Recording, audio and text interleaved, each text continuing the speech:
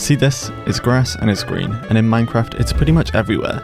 This has led many people to try and beat this game without ever touching it or anything else green. But to be honest, that's quite easy. I want to do something much harder. I want to beat Minecraft, but green is the only colour I can touch. So follow me and I'll guide you through traversing the red nether and battling in the black void while only ever touching green blocks. This is actually part of a series I started over on my shorts, but a lot of people ended up thinking these were fake, so I'm moving over to long form to give a more in-depth look at how I approach these challenges.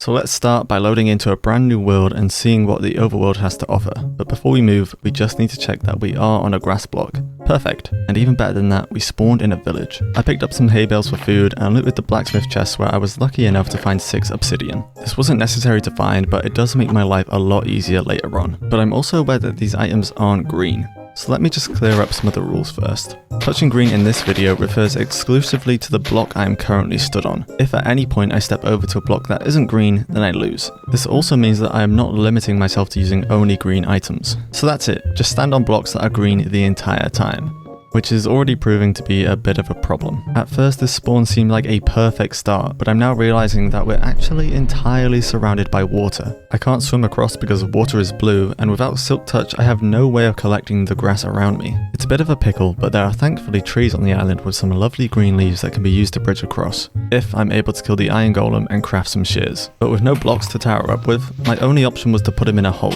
This very nearly cost me my life, but paid off in the end because when we got him in the ground, we could kill him easily and collected 4 iron from his grave. I crafted some shears and headed back to the trees. Collecting the leaves was a bit precarious because there were so many different colours around me, but we managed to avoid them all, and once we had enough, I bridged over the water and escaped my tiny island. Leaves are an extremely valuable resource to me. They're green, which means I will always have a place to stand no matter what biome or dimension I'm in, and it's a really easy resource to farm, so I should never run out. Unless, of course, my shears break. But I can worry about finding more iron later since the land around me was turning dark and nighttime was upon us. This gives me the chance to farm the other essential item I need. I would prefer to sleep, but I don't have a green bed, so I'm better off spending my time hunting endermen because we need at least 1 ender pearl before we go to the nether, and you'll soon see why. Speaking of the nether, I also found this ruined portal, and inside the chest was 4 more obsidian, which meant I now had the perfect amount to make a nether portal wherever I liked. And don't worry, I can already see some red flags being raised by the audience. And it's understandable. If the seed seems suspiciously perfect to you, that's because it is. This challenge is not possible on just any random seed. Some seeds have impossible nethers to navigate, and some seeds just simply spawn you on a block that isn't green. So since there are certain conditions our world needs to meet in order to beat this challenge, I need to look for and search through each seed beforehand purely so I don't waste time playing on a seed that will inevitably softlock me. That said, this seed will be left in the description below so you can see the world for yourselves and even attempt the challenge if you want. Everything I just mentioned though is why I'm heading to specific coordinates to build my portal. As you can assume, the nether is a problem. Not just because there's no green blocks inside, but the portal itself is entirely purple. So the hardest part is to actually find a way to pass through. Luckily though, Mojang has recently released a feature that lets you enter the nether without having to interact with the portal at all. This is why we need our ender pearls. Ender pearls can now travel through portals and spawn the player in the dimension it lands in. Great, that solves our purple portal problem, but it doesn't solve the issue of where we land. There are no green blocks in the nether, so if I just throw my pearl in all willy-nilly, we're gonna land on a red block. But if there aren't green blocks, the only option left is to spawn in midair. Is that possible? There is a way to do it, but before we embark on the nether, I'm going to need plenty of green blocks to stand on. So I quickly farm some more leaves before trying out my idea. For this to work, we need to position ourselves slightly below the portal. This is because pearls will keep the same trajectory of the angle you throw them into the portal, and we're aiming for the roof. With the right position and angle, the pearl will fly up into the nether and hit the ceiling, spawning me in midair. But what goes up must come down.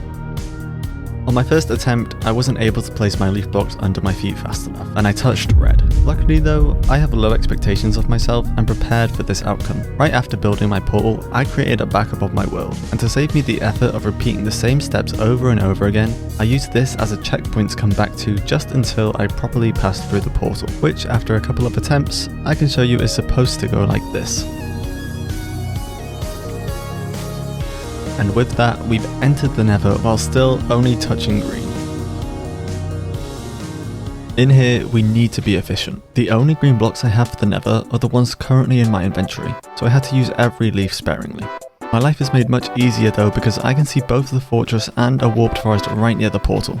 I chose to tackle the fortress first, parkouring and bridging my way over on my leaves. And at first, I was pretty nervous about navigating the fortress, but the blaze spawner wasn't too far away, and farming the blazes themselves also wasn't too difficult. I just filled in the surrounding area with leaves so that I didn't have to worry too much about where I was stood, and picked off the blazes one by one as they spawned in. And even though I was using a wooden axe by the end, I managed to collect 9 blaze rods and headed back to the portal. Now that I had enough blaze powder, the only thing left to farm is ender pearls. I decided that getting gold and trading with piglins would be far too tedious and risky of a task. And since I spawned right next to a warped forest, I opted for the slower but much safer method of farming endermen to get our pearls. And just quickly while I do this, if you're wondering why I don't just walk freely on the warped nylium, that's because I use this block when I beat Minecraft only touching blue, because to me it verges more on the shade of blue than green. You might not agree with that, or I might just be colorblind. Either way, this is just how I've decided to play. I spent a bit more time farming ender pearls and eventually had everything I needed from the nether and could finally head back to the comfort of the overworld, which as we know is covered in green, so we don't have to do any funny tricks with our pearl to get back. But sometimes it can be a little bit glitchy and not quite work right, so I had to go around the back and throw another one through. And this time it did work, and oh no, did I just touch the sand? That was all a bit of a mess, so let's just pretend it never happened. See, look how easy that was. Safely landing back on the other side means I am officially in the end game. All that's left to do is enter the end and slay the dragon. We just have to travel to the stronghold first, which, I mean, it's all grass the whole way, so push. I stopped by a surface cave on the way to get a bit of gear, but other than that, we're here. Well, almost here. The stronghold is of course buried beneath us, so to get to it I dug a 2x1 tunnel straight down, making sure to place leaves on each block I was jumping down onto. I found the stronghold, and after a short exploration, the final portal was soon in front of us. I thankfully had just enough eyes to light it up, but in front of us now was our biggest obstacle so far. And this is where our seed really starts to shine. The trouble with the end portal is that the entire spawning pad in the end is made out of obsidian, and this spawn pad will either generate encased in endstone or out in the void on its own. So the question is, how do we avoid it? The easiest way I've found to do this before is with boats, but since there are no green boats, similar to the nether, the only way to manipulate our spawning location is with ender pearls. And why this seed is so perfect is because the spawn platform has generated on the very edge of the end island, giving us a small potential opening to throw our pearl into. In order for that angle to be possible though, we actually have to go under the portal so that we can throw our pearl up into the side. So, for the last time, if we position ourselves just right and throw our pearl at the right angle, we can indeed get into the end while only ever touching green. With a finite amount of leaves left and very limited gear, it was time for our final battle, which I have to be honest, I didn't beat first try. Whether I died to the dragon or simply got flung off of my green blocks, it took a couple of resets before we saw any success. Eventually though, after towering up to each end crystal and filling the fountain with leaves, I could sit comfortably underneath the dragon whilst it perched and use my sword to slowly chip away at its health. It's not the most efficient method of fighting, but hey. Soon, with one final swing, the purple rays surrounded us as the dragon disintegrated above. I had won. I hopped into the fountain and now the game was officially over. And thus, so is my explanation on how you can beat Minecraft while only ever touching green.